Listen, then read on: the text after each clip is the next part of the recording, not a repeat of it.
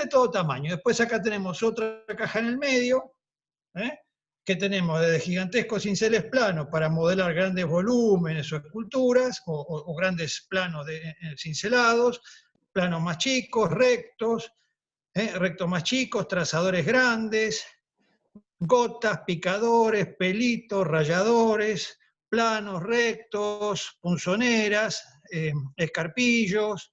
Acá tenemos cortantes, troqueladores, marteles con forma, más rectos, más uñas gruesas, medias cañas. Y después, por último, una caja más chica, donde ya vemos, fíjense el tamaño de estos cinceles, son microscópicos, ¿no es cierto? Miren el tamaño de mi dedo, miren 1 milímetro, 1,5 milímetros, medio milímetro, y algunos miren lo que es, por ejemplo, ¿no es cierto? Antiguamente, cuando tenía buena vista y tenía mucha paciencia de joven, utilizaba estos cinceles para hacer cincelados muy chicos para las grandes casas de orfebrería de la época. Después acá tenemos picadores, fondos con formas, redondeados, en curva, achatados, y después tenemos cinceles muy raros, como estos, que son cinceles franceses, que se llaman remachados, porque todas las formas siempre son todas remachadas en lo alto.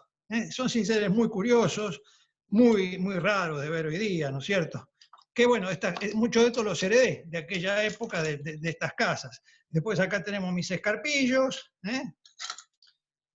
que vamos a hablar también de este tipo de acero, en acero octogonal. Y tenemos por último mis punzones. Estos son todos mis punzones, no solo con el apellido, con la marca de orfebre, con iniciales, también tenemos de plata 925, de plata 975, de plata 900, de plata 800, hasta tengo uno muy curioso de alpaca, en la época que sé como este. Porque en una época también la alpaca se hacía alpaca fina y se sellaba con el punzón de alpaca. Y finalmente este es mi punzón, el principal mío, que es el que tiene el patarca que se ve en todas las piezas mías. Miren la culata, como está remachada ya de tantos años, de casi más de 40 años de cincelar piezas, de punzonar piezas de plata. Y este es el cincel que me acompaña desde que me comencé, sí, 45 años aproximadamente. Y por último tenemos al final todos los martillos que utilizo, desde los más livianos, que pesan 70 gramos, hasta el más pesado, que está en 600 gramos. Este, por ejemplo, que me lo fabriqué yo especialmente, era 40 años, es el que usaba para este tipo de cinceles tan chiquititos, porque un cincel un poco más grande ya haría un desastre en estos cinceles, porque son como agujas directamente, ¿no es cierto? Y miren esta curiosidad, ¿no? Cómo se ha desgastado la forma de la madera de tantos años de raspar acá, lo mismo que este, que son mis preferidos, ¿no es cierto? Miren cómo se ha gastado ya la forma de mi dedo, ¿no es cierto? Así que bueno, ahora Cristina va a ir hacia atrás y va a colocar la cámara en el trípode, ya para comenzar la clase, ahora que hemos visto todos los cinceles, que nos hemos manejado con toda la visión, tengan un segundo de paciencia, hasta que la acomode. Fíjate que te está quedando fuera de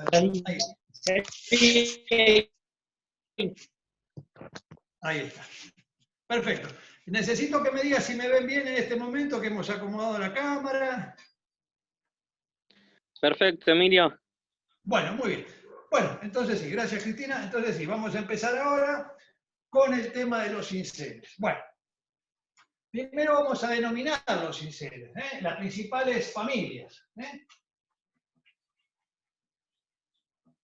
Uñas, rectos,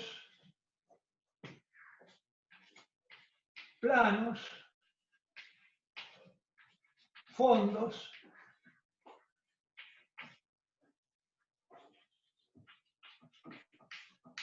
medialunas,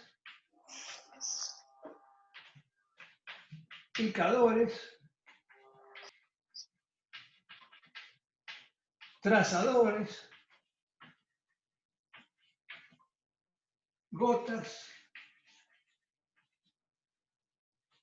media cañas,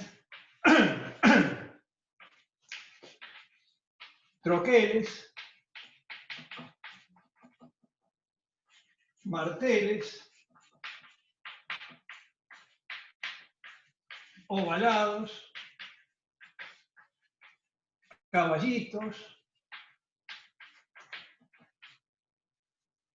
A ver un segundo, que me seguro que me... Bueno, las medias bolas que ya las conocen todos, pero bueno, vamos a agregarlas, ¿no es cierto? Medias bolas. Déjame que me ponga los anteojos un segundo, a ver si me estoy olvidando algo muy importante o no. Bueno, y después de todas estas sí va a haber una cantidad de subramas, digamos, que son cinceles que están... Ah, perdón, escarpillos.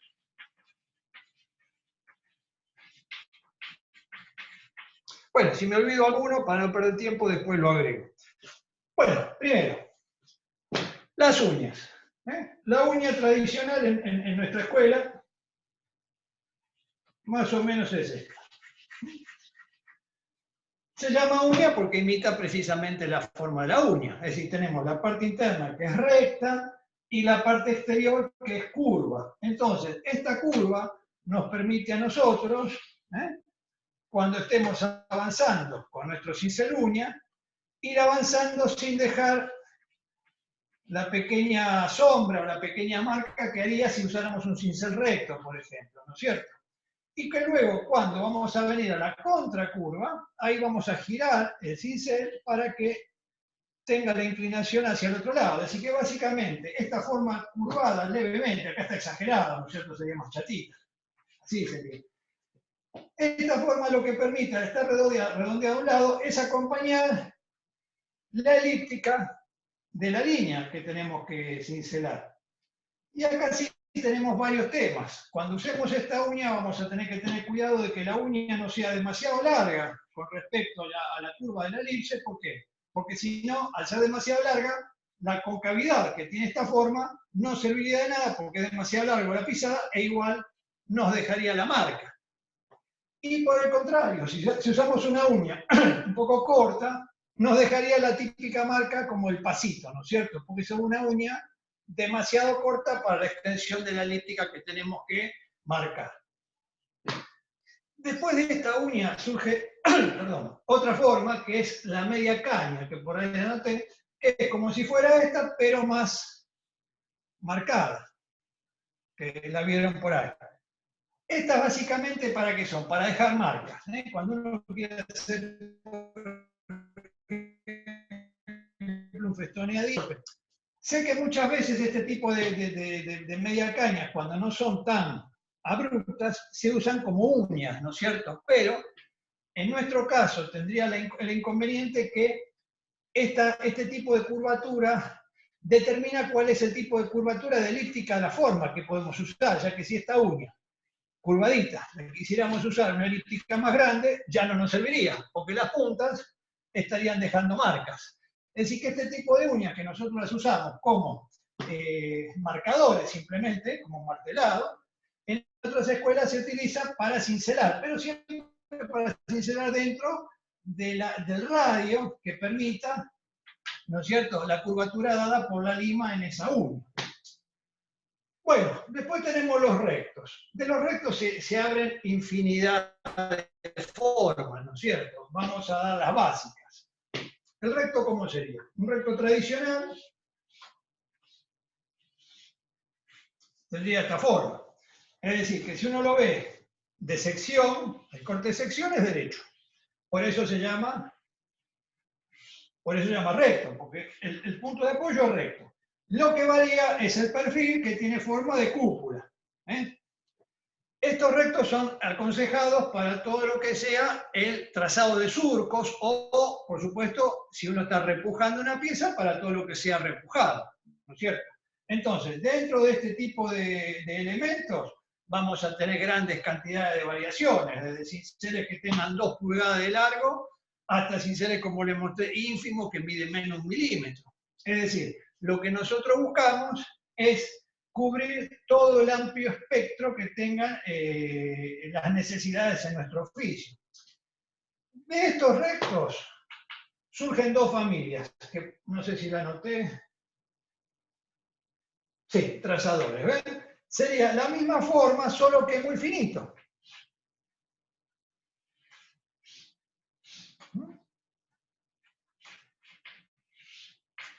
Que si uno lo mira de adelante, es así, de sección.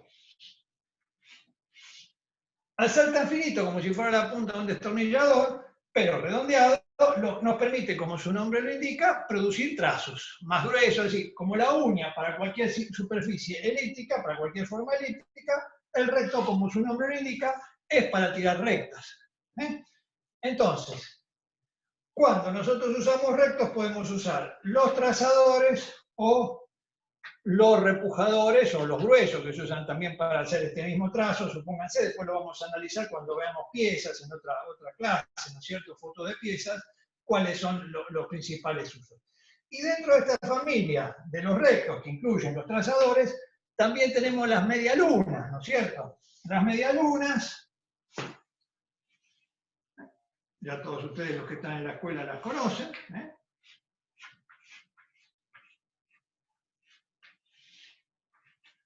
Tiene precisamente, como su nombre indica, forma de media luna. Entonces, ¿para qué son buenas? Bueno, para cincelar trazos finos o gruesos en superficies cóncavas.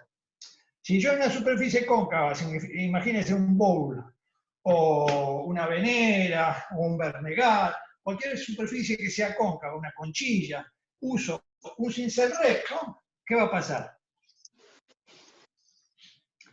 Va a tocar en los extremos, picando, y no va a apoyar en la parte que yo quiero. ¿Por qué? Porque como su nombre lo indica, es recto. Entonces, ¿yo qué hago?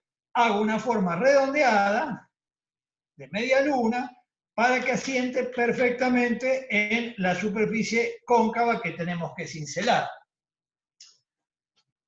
Entonces, dentro de esta familia tenemos los rectos, que por ahora, después seguro que cuando sale la conversación me voy acordando de otros modelos, pero básicamente tenemos que las uñas y los rectos, que son los básicos para marcar la chapa, se usan. Las uñas para todo lo que sea elíptica y los rectos para todo lo que sean rectas. Dentro de los rectos pues tenemos los rectos más gordos, que son los que usamos para hacer trazos muy gordos o para repujar volúmenes de atrás, o las medialunas, que son precisamente para cincelar en superficies cóncavas. También, por supuesto, me olvidé de explicar que dentro de las uñas, como ustedes los que están en la escuela lo saben, tenemos uñas de un paso muy grueso, para hacer precisamente marcas gruesas que no dejen una huella que marque la chapa, porque ustedes bien saben, en la escuela nunca queremos con las uñas dejar una marca definitiva, porque como esa chapa generalmente después nosotros la vamos a estar estirando con nuestros cinceles, bajando, repujando, haciendo crecer muchas veces esa marca original, se desplaza de su lugar físico, porque ya eso no es un plano, sino que es un gran volumen, y necesariamente esa chapa se movió. Entonces, si yo usara una uña muy filosa, como las que tenemos para hacer efectos finales, dejaría una marca, un tajo en la chapa, que aunque no se percibe, cuando ustedes lo saben muy bien, cuando empezamos a embutir en profundidad o a repujar en grandes proporciones con respecto al diámetro, ¿no es cierto? ¿Qué va a pasar? Se va a rajar ahí la chapa, porque es un tajo el que le hicimos. Entonces, nunca en nuestra escuela usamos uñas muy filosas. Solo las dejamos, como ustedes bien saben, que acá yo también tengo alguna lata especial de esas, para detalles finales en el texturado, ¿no es cierto? Bueno, muy bien, tenemos las uñas, los rectos. Vamos a borrar un poquito. Después todo esto lo vamos a sintetizar ya en cómo trabajar la pieza.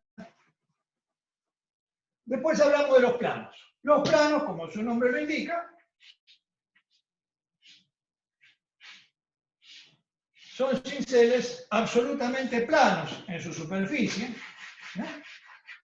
y tienen la característica de que nos permite modelar los objetos, como si fuese una escultura. Todos ustedes ya deben estar aburridos de escucharme, que siempre les digo, imagínense que ustedes están trabajando arcilla o están trabajando barro, con nuestros cinceles planos, es como si estuviéramos empujando con nuestras estecas, con nuestras espátulas o con nuestros dedos, ¿no es cierto? Entonces, nosotros los planos nos van a permitir, después vamos a hacer el croquis, ustedes ya lo saben de memoria, pero para hacer una clase bien armadita vamos a dar todos los fundamentos, ¿no es cierto? Entonces, los planos sirven precisamente cuando, supónganse, yo tengo la chapa, hundí con una uña o un recto ¿eh? esta línea que yo hundo, después yo con estos planos voy a poder apoyar acá o apoyar acá para abrir esta curva, facetarla, ¿eh?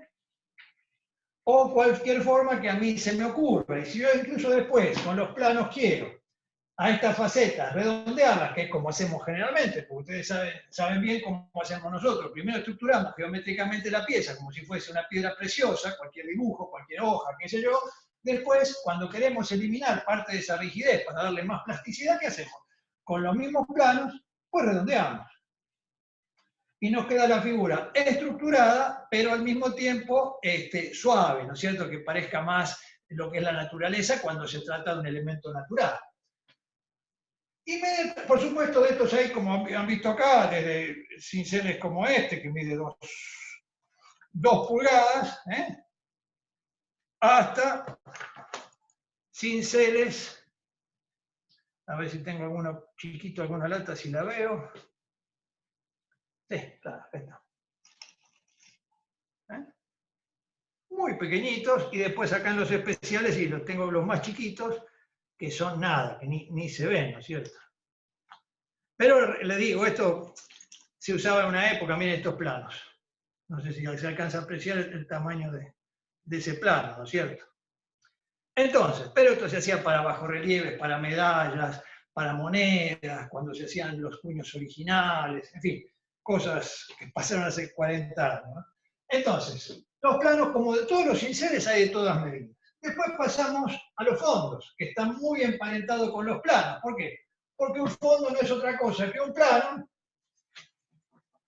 al que se le hizo arriba, en su cara superior, un texturado, una textura. Entonces, esta textura, mire, era tan finito que hasta me cortó de tan filosito que era el cincel. Entonces, ¿qué pasa? Esta textura, cuando pase, por ejemplo, cuando estamos bajando el fondo, nos va a permitir bajar el volumen del fondo y al mismo tiempo dejar una textura que diferencie el fondo de la figura, con lo cual nosotros logramos dos efectos visuales distintos: diferenciar por volumen, por altura, el fondo de la figura, y al mismo tiempo diferenciarlo por textura. El fondo va a tener una superficie mateada, mientras que la figura va a tener la textura lisa o con el ejercicio que queramos hacer de ornamentación arriba, que se va a diferenciar bien. También, y esto se usaba más en la platería europea, los fondos, como muchos saben de ustedes y que lo han hecho en las prácticas, los planos se usan como fondos. Es decir, bajamos con el plano y el fondo queda liso, que es lo que se ve mucho en la platería inglesa, la platería francesa, que uno ve el fondo y no lo ve como fondo, lo ve como una chapa lisa, solo que está más baja. Bueno, es porque en vez de bajar con fondos, bajaban con planos. Y ahí, como saben ustedes, lo que han hecho en la práctica es mucho más complejo, porque apenas pisamos un poquito fuera del plano exacto, dejamos una marca. Entonces, por eso que ustedes saben muy bien que recién en tercer año ustedes los dejo cincelar, bajar fondo con cinceles planos, porque de otra manera nos dejarían marcas continuamente. También acá tenemos que los fondos, tenemos fondos planos, pero también hay fondos ovalados. Perdón, ovalados así. Me equivoqué en el dibujo, perdón. Es decir, que si uno lo ve de costado, son totalmente ovales. Entonces, lo que pega es solamente una superficie totalmente en cúpula. ¿Eso es para qué los utilizo? Cuando tengo que hacer figuras de animales, cuerpos humanos, todo lo que tenga formas muy suaves, que tenga muy poco marcado o muy poca definición en cuanto a planos, me refiero, que no tenga planos, sino que tenga todos como poseados, muy suaves. Entonces no nos sirven los planos, porque son planos. Entonces, si yo tengo una superficie levemente cóncava y quiero usar un plano, me va a ser el mismo problema que les mostré antes con los rectos con respecto a la media luna. Entonces yo, en vez de usar un fondo plano, uso un fondo ovalado. También tengo fondos en media luna. Mismo ejercicio. El fondo en media luna, que nos va a permitir trabajar fondos que tengan la forma abovedada inversa, ¿no es cierto? ¿Cómo se llama? Cóncava, para entrar ahí. Es decir, que siempre el cincel, siempre se adapta a las necesidades del cincelado y nunca viceversa. Es decir, ¿cuál es la peor maña que yo siempre veo en todos ustedes y en general? Bueno, con 20 cinceles solucionamos todo. Bueno, nos estamos frenando de darle más variedad a nuestro trabajo. Entonces, por eso que siempre, como decía mi amigo, gran amigo y colega Horacio, bueno, siempre que dejas una alta con 50 o 60 cinceles, listos para usar, si forjados, estructurados, lo único que falta terminar es la cabeza. Entonces, estamos cincelando, se nos ocurre, pucha, acá vendría bien un cincelito, bueno, voy a la alta, lo agarro, pego un par de limazos y hasta lo uso sin templar, si es necesario, porque es acero y si trabajamos en plata, no afecta. Y de esa manera continuamente vamos incorporando y vamos incrementando nuestro stock de cinceles. Y esa incorporación de cantidad de cinceles a su vez nos va abriendo la cabeza para otras posibilidades. Muchas veces yo tengo otras cajas guardadas, que son casi lo mismo, por eso no las traje. Pero son especiales para ciertas cosas, ¿no es cierto? Entonces, pero no importa, sirven. Yo me acuerdo, yo tenía esa lata, bueno, pasaron 10 años, pero el día que la necesité, estaba. Ese sería un poco el concepto, por eso las cantidades sinceras, y por supuesto, la otra explicación es por la variedad de piezas que uno hace en el oficio. Desde cafeteras inglesas, hasta un cuchillo criollo, hasta sincerar una medalla, en fin, todo lo que va pidiendo el oficio, porque uno vive de todo tipo de clientes, ¿no es cierto? No solamente de un rubro. Bueno, muy bien. Entonces, picadores, vamos a seguir por este lado. Los picadores básicamente son de la familia de los fondos. ¿Por qué los diferenciamos de la familia de los fondos? Porque tienen un marcado positivo.